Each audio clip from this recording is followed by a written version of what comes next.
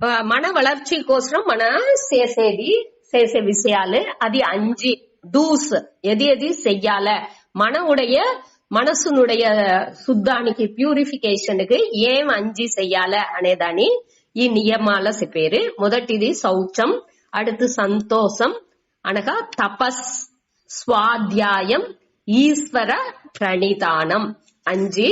ఇంకోతరు చెప్పే శౌచం, అది శౌచం అంటే తూయిమై, సంతోషం అంటే ఆ తృప్తి, తపస్ అనేది మనకు తెలిసిన తవం అనగా స్వాధ్యాయం అంటే బాగా మంచి విషయాల్ని చదివేది. அடுத்து ఈశ్వర ప్రణిధానం అంటే దేవుడితో శరణాగతి. సరే, మొదట తూయిమై అనేది మన వచ్చి బయట మన ఉండే తావు అన్నిని తూய்மைగా పెట్టుకోలే, అది తవిர మనసుని మన తూய்மைగా పెట్టుకోలే. ఈ మనసులో ఉండే అழுకులు కామ క్రోధం రాగ ద్వేషం అన్ని ఉండేగా అది అన్నినే లేకుండా మన చూసుకోలే. అదే ఈ తూய்மை అనేప్పుడు ఉరిగే మన బయట ఉండే తావని మట్టు క్లీన్ చేస్తే చాలదు, మనసుని తూய்மைగా పెట్టుకోలే. అది ఉద్దే ముఖ్యం. యోగా ఈ ధ్యానానికి తడైగా ఉండే ఎన్నాళ్ళు ఏ విధాలోని మనసులో రాకుండా మన చూసుకోలే. దానికి ఎదుర్మறைగా ఉండే ఎన్నాళ్ళని, ఇప్పుడు కోపం వచ్చింది అంటే ఆ కోపానికి ఎదుర్మறைగా ఉండే ప్రతిపక్ష భావన అంటారు దానికి ఎదురుగా ఆపోజిట్ గా ఉండే ఆ ఎన్నాన్ని మన మనసుకి ఎత్తుకొచ్చుకోలే. మన కోపం ఉన్నదంటే దానికి ఆపోజిట్ గా అன்பு అనే ఆ ఎన్నాన్ని మనసులో ఎత్తుకొచ్చుకోవాలి. அதே மாதிரி வெறுப்பு ఉన్నదంటే విరుపాన్ని ఎత్తుకొచ్చుకోవాలి. పகை ఉన్నదంటే కరుణైని ఎత్తుకురావలైట మారి మనసులో ఏ ఎన్నం పొద్దే వలుపట్టు ఉంది అనేదాన్ని మననే వాచేసి దీని ఆ తప్పాన ఎన్నాళ్ళని ఉడిసి దానికి ఆపోజిట్ గా ఎదుర్మறைగా ఉండే మంచి ఆ ఎన్నాళ్ళని గుణాలని మన ఎత్తుకు రావలే. ఇదే ఈ తూய்மை అనేదిలో చూసేము. ఈ ఇదిలో దిడంగా ఉండే వాళ్ళు ఆ ఒళ్ళు పైగా ఒక వెరుపుని ఇంకొకరుடைய ఒళ్ళుతో తొడర్బు లేకుండా ఉండేదిని మనసులో ఒక ఉత్సాహాన్ని అనగా మనసులో ఒరుమైపాడు పులన్లని అడక్కేది ఈ తగుదిలు ఆత్మ అనుభూతికి తగుది ఇది అన్నినేని ఈ తూய்மை అనే దాని మూలంగా వాళ్ళకి తూய்மைగా ఉండే వాళ్ళకి ఇది ఈ అహ తూய்மை పుర తూய்மை రెండు ఉండే వాళ్ళకి ఇది తవుల్ని అట అనేసి చెప్పారు. సరే, அடுத்து సంతోషం అంటే తృప్తి, కంటెంట్మెంట్, ఆ తృప్తి పోదుం என்ற మనం ఎది ఉందో దానిలో సంతోషంగా ఉండేది. ఏకపట్ట ఇది తవులాలే అట అనేసి కఠిన ఉழைப்பு ఉండాలి. ఏం తవులుతుందో దానిలో తృప్తిగా ఉండాలి. అయ్యో ఇట్ట ఉండలేదే అట్ట ఉండలేదే అనేసి మనకు தேவலேனி ఆ ఎదుర్பார்పులు అదింత పొరుల్ వేట్కై ఆ ఆవల్ అదింత ఉండాల్సిన అవసరం లేదు. అనగా సుఖ దుఃఖం వెట్రి తోల్వి అన్ని ఆ ఇరుమైలో పూరాణిని మనసునుடைய ఈ ఇరుమైలు అన్నినే మనసునుடைய నిలైలే అనే దాన్ని పురించుకుని అన్నిని తృప్తిగా ఎత్తుకుని వాళ్ళదే అక్సెప్ట్ చేసుకుని అన్నిని ఎత్తుకుని వాళ్ళదే ఆ నిలై మనకు రావలే. ఇది అన్ని లేని దేవుడు దేనికి మనకు ఇస్తుంది, మనకు మనసుని స్ట్రెంగ్తన్ చేసేది, బలపడుతుంది. ఇంకా ఏ దిల్లో మనం బలహీనంగా ఉంటాము దానితో బలపడితే దానికే ఈ శోధనలంతా మనకు ఇస్తుంది. వైరం తీటనే తీటంగానే జ్వలిచును అది మారి మన మనస్సుని ఆ పక్వాన్ని ఎత్తుకొచ్చిందిగే ఆ స్ట్రెంగ్తన్ చేసిందిగే బలపడుతుందిగే ఇట శోధనలు ఇస్తుంది అట అనేసి మన ఎంచాలే. అనగా அடுத்து వచ్చి తపస్ అనేదిలో మన ఈ ఒళ్ళు మనస్సు ఈ ఎన్నం సొల్ செயல் అన్నిదిలోని మన తపస్ అనేది చెయ్యాల. తపం ఉడల్ తపం అనేది పెద్దాళ్ళకి పూజ చేసే దేవర్లు బ్రాహ్మణర్లు గురుమార్లు అరివాళిகள் వాళ్ళకి చేసే పూజ అనగా శౌచం శుద్ధంగా ఉండేది, నేర్మై, బ్రహ్మచర్యం, అహింసై ఇది ఇంత అని ఒళ్ళుతో మన చేసే దవం. ఇంత మన గీతలో 17వ అధ్యాయంలో ఇదింత తిరిగి సూత్వం. మన తపం అనేది మట్టు మన తెలుసుకుంటాడు. దానిలో ఒళ్ళుకు చేసే దవం అనగా వాక్లో చేసే దవం అనగా మనస్సులో చేసే తపం ఇదింత అని తనితనిగా ఉంది. வாக்குல అనేది మన కడుமை இல்லாத உண்மையான பிரியமான பேச்சு అందరికి మంచిది వచ్చేట్టు ఉంటే ఇది అనగా శాస్త్రాన్ని చదివేది ఇది ఇంత అని మనకి వాక్ తపస్సు అంటారు. అనగా మనసులో తెలివుని శాంతం మౌనం మన కట్టుపాడు పరిశుద్ధమైన ఇదయం ఇత మారితో ఉండేది వచ్చి మనసులో చేసే దవం. ఇది అన్ని నేని మన తిరిగి చదువుతూ తవం అంటనేని ఒంట వచ్చి ఒక మనసా చేసుకునే కట్టుపాడు ఈ ఒళ్ళు ఇంద్రియాలు అన్ని అని ఒక మన వశానికి ఎత్తుకొచ్చేదానికి చేసే ఒక ఒழுக்க మురైలే ఈ తవాలో వచ్చును. ఈ తవం చెయ్యంగా ఒంటో ఆ హీట్ అనేది కూడును. తపం అంటేనే తప్యతి అంటే ఆ ఉడల్ ఆ వేండిలో అన్ని ఆ అழுకులు పూరా నీంగి ఆ ఎనర్జీ అనేది బాగా ఇంక్రీజ్ అవును ఈ తపం మూలంగా. దానిచి ఒళ్ళుని వద్దే వరుతుకోవాల్సిన అవసరం లేదు. ఎంత చేయాలన్నా అన్నినేని మోడరేషన్ అనేది కండిప్గా ఉండాలి. ఓరளவுக்கு అన్ని ఆ లిమిట్ తెలిసి మన గమనాల్లో దాన్ని పెట్టుకోలే. ఎంత అలవు వద్దే స్ట్రెయిన్ అవ్వకుండా దీని గమనంగా ఆ లిమిట్లా అని తెలుసుకుని మన చెయ్యాల. ఇది తపస్సులో పేరు. அடுத்து స్వాధ్యాయం అనేప్పుడు మంచి బుక్కులని చదివేది అనగా మంచి మహాన్లుடைய పుస్తకాలు అట్టమార్తా చదివేది అనగా మన ఇదే అధ్యయనం అంటేనేని చదివేది అని అర్థం. వాళ్ళ వేదం వాళ్ళకి ఏ వేదం వాళ్ళ కులాలో ఏ వేదాన్ని చదవాలే అటనిసి ఉందో దాన్ని చదివేది అనగా గీదే ఇట మరి మంచి బుక్కులని చదివేది మహాన్లుடைய చరిత్రాలు అట ఇంత చదివేది. ఇది అన్ని నేని స్వాధ్యాయాలో వచ్చును. అనగా ఇష్ట దేవతనుடைய నామాలు చెప్పేది జపం చేసేది దేవుణ్ణి పట్టియ విషయాలు ఏం చేసేమో అది అన్ని నేని స్వాధ్యాయాలో వచ్చును. దీనిలో ఉరుదిగా ఉండే వాళ్ళకి ఇష్ట దేవతనుடைய కాచి దొరుకునుట. దీని ముందాతి ఆ తపస్సులో ఉరుదిగా ఉండే వాళ్ళకి ఆ ఆట్రల్ పెరుగును అనగా ఈ దానికి ముందాతి తపస్సుకు ముందాతి ఏం చూసాము తృప్తి మన నిరైవులో ఉండే వాళ్ళకి ఎల్లయత్ర ఆనందం అనేది వాళ్ళకి తగులునుంట. అట్లా ఈశ్వర ప్రణిధానంపై దేవుణ్ణి శరణడంజేది. ఈ దేవుణ్ణి శరణడంజంగా ఈ మనసులో అహంకారం కర్త అనే ఫీలింగ్ ఇదింత లేకుండా పోను. ఈ టెన్షన్ స్ట్రెస్ ఇదింత ఉందిగా అదింత లేకుండా పోను. మనసు అన్ని లేని దేవునితో ఒప్పడిచేదానించి ఏది ఉంటనాலும் దాన్ని దేవునితో అర్పణం చేసి మన చేసేదానించి అక్కడ మనసులో ఏ విధమైన సంచలం అనేది లేకుండా సకాఫను. అదే దీనియుடைய ముఖ్యమైన బలన్. అర్పణ బుద్ధి రాంగా మనసులో వెరుపు అనేది లేకుండా సకాఫను. ఒక ఎదుర్బార్పు వెరుపు అది ఇంత లేకుండా సకాఫోను.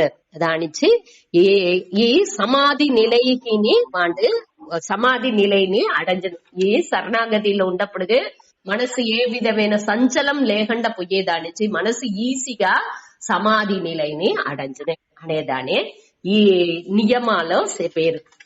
శౌచం సంతోషం తపస్ స్వాధ్యాయం ఈశ్వర ప్రణిధానం అనేదానే నియమాల పేరు. அடுத்து ஆசனம் అంటే స్థిరం సుఖం ఆసనం. అదావదు ఉరుదిగాని సుఖంగాని ఒక తావులో ఒళ్ళుని ఏ విధమైన ఆ ఆట లేకుండా అసైవు లేకుండా ఉరుదిగా పెట్టునేది. మనం ఏర్కనవే దీన్ని చూసినాము. ఆసనం అనేదాని కాయ శిరో గ్రీవ అనేదిలో చూసాము. ఇంకా సమం కాయ శిరో గ్రీవం అన్ని కழுத்து ఇదింత అని ఒకే ఆ ఉరుదిగా ఒకే తావులో నేరుగా ఉండాలి అనేదాన్ని చూసాము.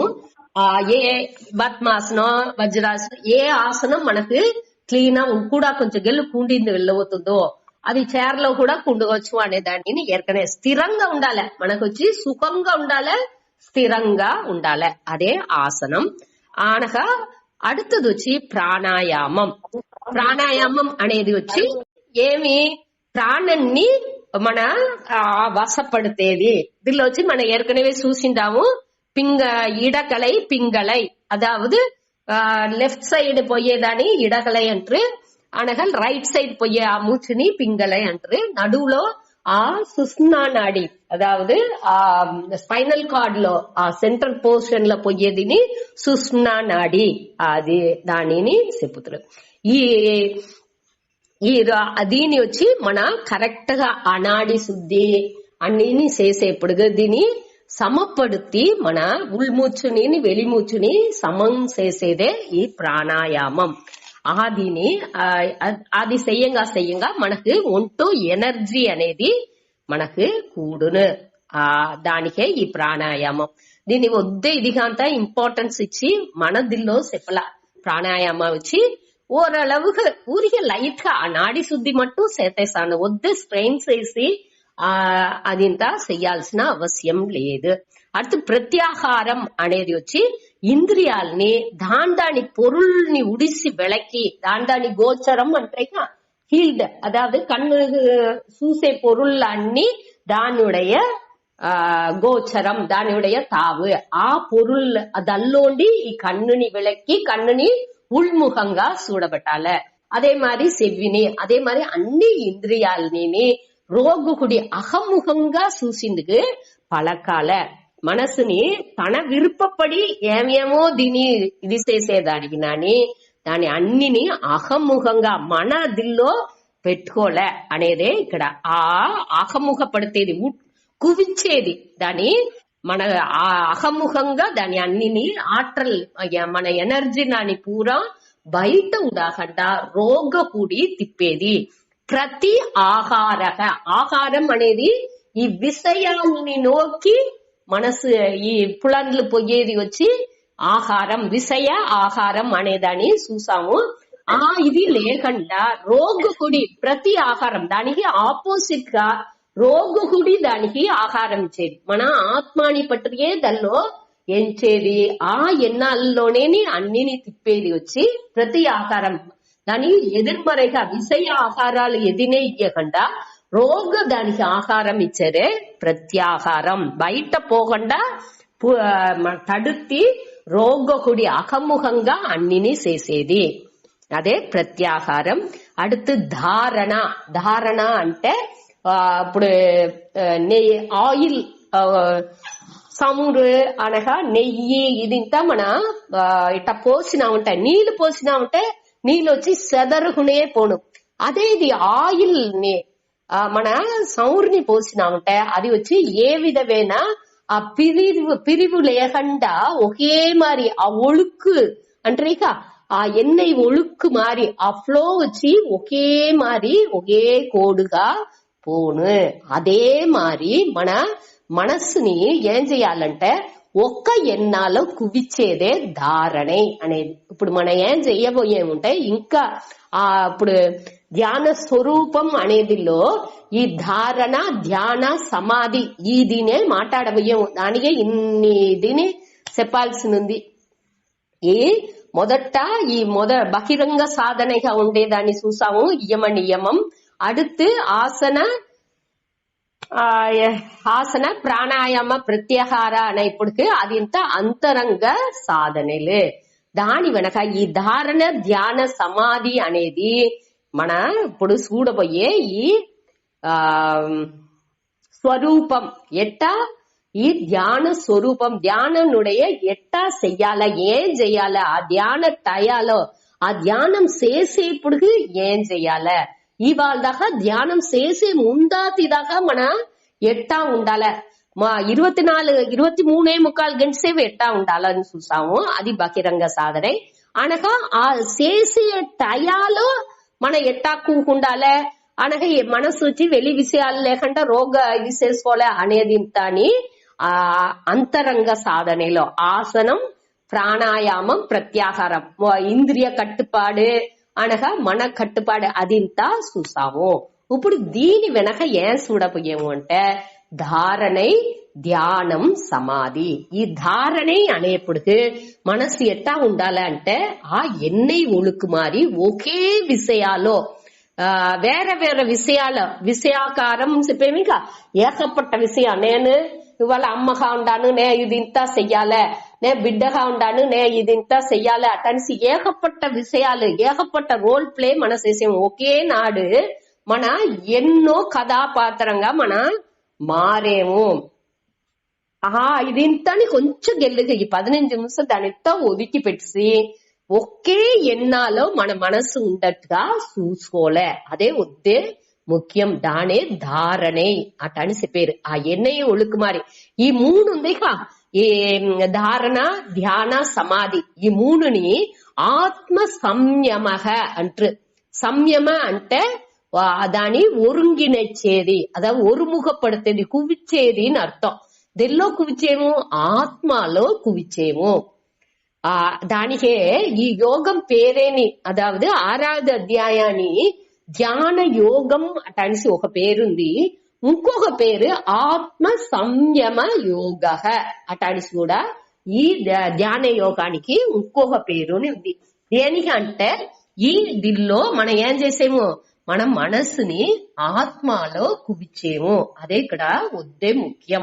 మనసుని ఈ ఉలహ విషయాల్లో పోయే మనసుని ఫోకస్ చేసి ఈ ఆత్మకు ఎత్తుకొచ్చేము. ఏం చేసేముంటే ఆ టయాలో వేరే వేరే ఎన్నాలు వచ్చేదాన్ని పూర నిలివిసి వట్టి ఈ ఎన్నం మట్టు మనసులో ఏ దేవుణ్ణి మొట్ట ఇష్ట దేవదే అదావదు మన మొదటనే ఇంట్రొడక్షన్ లో చూసిందాము. ఉపాసనగా చేసేప్పుడు ఇష్ట దేవதைని మనసులో ధ్యానం చెయ్యచ్చు. అట ఉపాసనగా ఇష్ట దేవதை ధ్యానం చేసేప్పుడు ధారణగా ఈ మనసుని ఎట్టా కువిచాలంటే ఆ దేవుణ్ణి పట్టియ ఇప్పుడు కృష్ణర్ని ఎంచేము అంటే ఆ కృష్ణనుடைய ఒళ్ళు ఆ తలలో ఉండి కాలు దాకా ఆ மயில் பீலியில ఉండి ఆ కన్ను ఎట్టా ఉన్ను, కృష్ణనుடைய కన్ను జుట్టు ఎట్టా కేళి హేరుగా ఉన్ను, ఆ కన్నులో ఆ ఎట్టా దానిలో ఆ అన్బు అరుள் నిరంజి ఆ కన్ను ఎట్టా ఉంది, ఆ నోరు ఆ స్మైలింగ్ ఫేస్ ఎట్టా ఉంది అటనిసి ఒక్కొక్క దీని కాని మన మనస్సులో అటనే ఎంచుకునే రావలే. పైగా ఉండి దివాదాగా అట ఒక విషయాన్ని పట్టి మట్టుం ఎంచేది. అట మన ఎన్నాళ్ళు వచ్చి వేరే వేరే దీని పట్టి ఎంచకుండా ఒకే విషయాన్ని పట్టి ఎంచేదే ధారణై అనేది. అనగా ఈ ధ్యానం అనేది ఏమంటే ఆ ఒక్క దిల్లో అట్టనే ఫిక్స్ అవ్వుకునేది. మొదట ఆ ఒక దీనికి ఎత్తుకొచ్చేది ధారణే. ఆ ఒழுக்கு అనేది ఆయిల్ ఆ ఫ్లో అదే దిల్లో అది ఎట్టా ఇది పోతుందో అది మారి ఆయిల్ ఆ సముద్రం అనేది ఎట్టా పిరించకుండా ఒకే మాదిరి పోతుందో అది మారి మన ఎన్నం అనేది వేరే వేరే దిల్లో పిరించకుండా ఏ దీన్ని ఎంచేమో దానే ఎంచేది వచ్చి ఈ ధారణై అనేది. ఇది వచ్చి మన ఉపాసనే అనేప్పటికి ఇష్ట దేవதைని పట్టి ఎంచేమో. ఇప్పుడు మన ఈ జ్ఞానం వినంగానే అది నిధిధ్యాసనంగా చేసేము. నిధిధ్యాసనాల ఎట్టా చేసేము, ఆ ఆత్మాని పట్టియే మన ఎంచేము. నే వచ్చి అహం బ్రహ్మాస్మి సత్సిత్ ఆనంద స్వరూపం నే వచ్చి అకర్త అభోక్త, నాకు ఏ విధమైన మాత్రం లేదు, నిర్వికారక నిత్యక ఎప్పుడు ఉండేవాండు నేను అటనిసి ఆత్మాని పట్టి మన ఎన్ని విషయాలు తెలుసుకుంటామో దానియే ఎంచేది. ఆ విషయాల్లోనే మనసుని పెట్టుకునేది ఇక్కడ నిధిధ్యాసనం అటనిసి చెప్పేము. ఇక్కడ 6వ అధ్యాయంలో మనకి నిధిధ్యాసననే చెప్పింటారు. ఆ ఉపాసన పట్టి ఇక్కడ చెప్పలేదు. అంటే మన ఈ జ్ఞానాన్ని విన్న దానించి ఈ మనకు ధ్యానాన్ని ఉடைய విషయంగా ఏముంది, ఆ జ్ఞాననే ఉంది అనే దాన్ని మన పురించుకోలే. సరే, ఈ ధ్యానం అనేప్పటికి ఈ మనస్సుని ఏం చెయ్యాలి?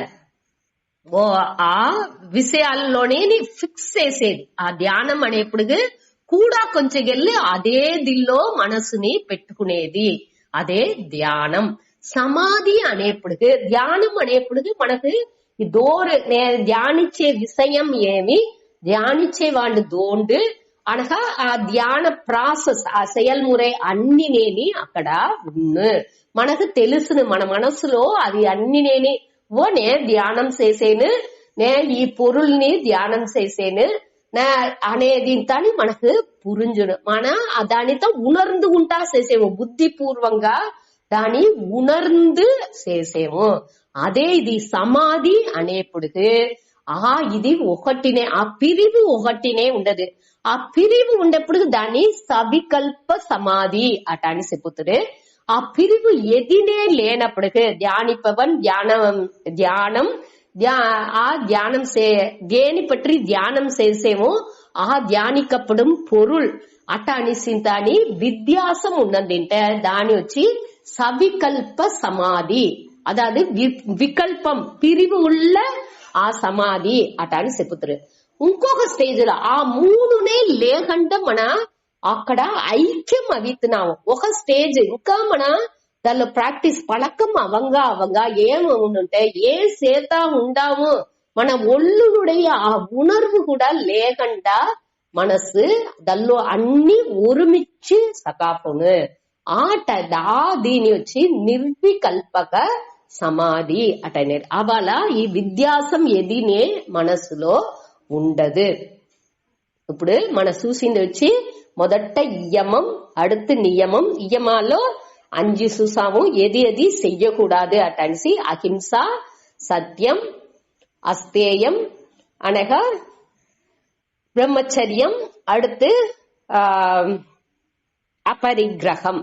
அடுத்து వచ్చి அடுத்த 5 నియమాలో శౌచం, సంతోషం, తపస్, அடுத்து స్వాధ్యాయం, ఈశ్వర ప్రణిధానం. ఈ 5 చూసాము నియమాలో. దానికి அடுத்து ప్రాణాయామం, ఆసనం. அடுத்து బాగా ఎటాకు ఉండాలి అనే విషయాలతో చెప్పేది ఆసనం. அடுத்து ప్రాణాయామం, ఎట్టా మన ప్రాణాన్ని ఉள்మూச்சு வெளிమూచుని సమపడతాల ప్రాణాయామం. அடுத்து ప్రత్యాహారం అనేప్పుడు ఈ మనసు ఇంద్రియాలు అన్నినే వెలి విషయానికి పోకుండా దాన్ని తడుతి అన్నిని ఉள்ముఖంగా చేసేది ప్రత్యాహారం. அடுத்து ధారణை, అట్ట వెలి విషయాల్ని తడుతి ఉள்ముఖంగా తిప్పిన దీని ఏం చెయ్యాల, ఊరినే పెట్టుకుండాలన్నా అంటే అట్ట లేదు. దానికి విషయంగా ఏం ఎత్తుకోలే, ఈ మన జ్ఞానాన్ని ఎత్తుకోలే. ఈ ఆత్మ అంటే ఏమి, బ్రహ్మం అంటే ఏమి అనేదాన్ని మన తెలిసిందాము, పురించుకుంటాము.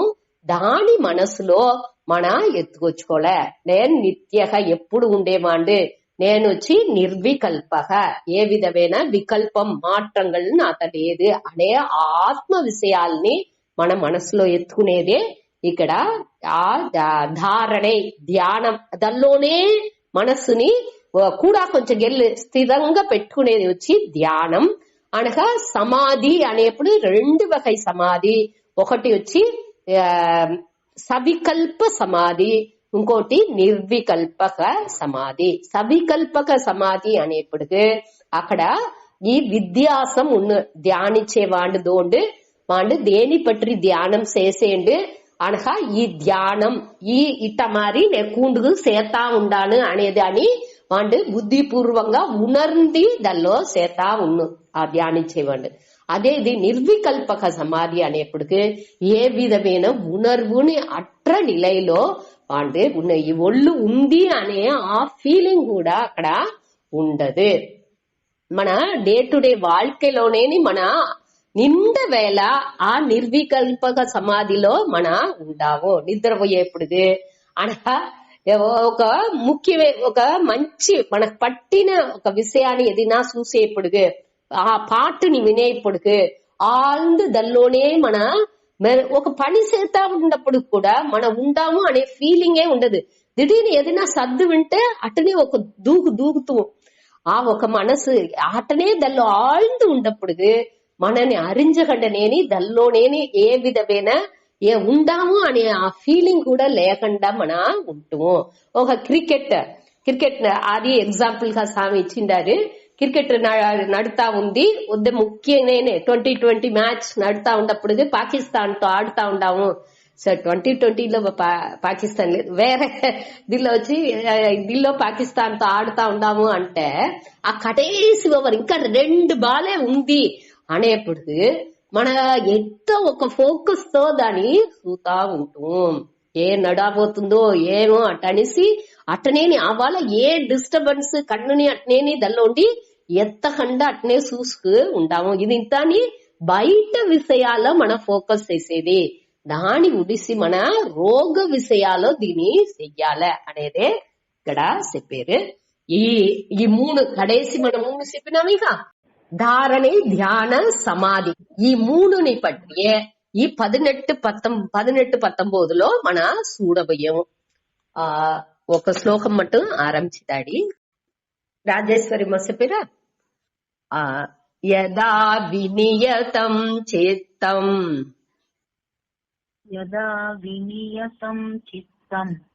ఆత్మన్యేవావతిష్టతే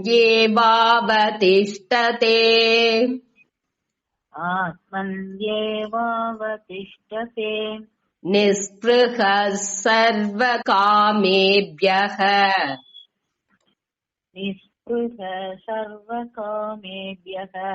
యుక్త ఇత్యుచ్యతే తదా.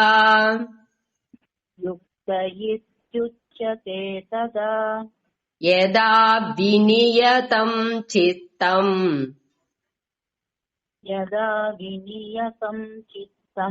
ఆత్మన్యేవావతిష్టతే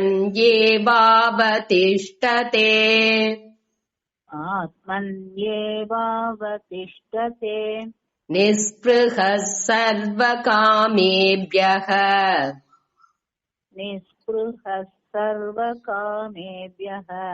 యుక్త ఇత్యుచ్యతే తదా.